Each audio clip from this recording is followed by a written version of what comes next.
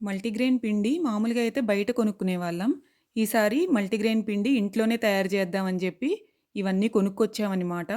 గోధుమలు, జొన్నలు, రాగులు, సజ్జలు ఈ 4 తీసుకొచ్చాము. ఫస్ట్ ఏంటంటే ఇవన్నీ కూడా మనం చక్కగా కడిగి ఎండపెట్టాలి. ఎందుకంటే ఎంత కాదన్నా డస్ట్ ఉంటుంది.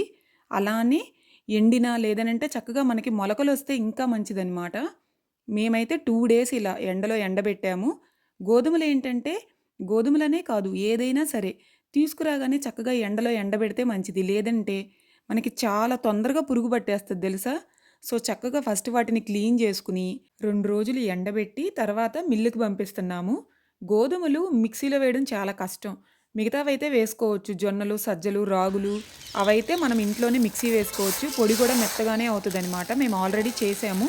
కానీ గోధుమలున్నాయి కాబట్టి మిల్లుకి పంపిస్తున్నాము. సో, ఇలా పిండైతే మేము పట్టించుకున్నాం.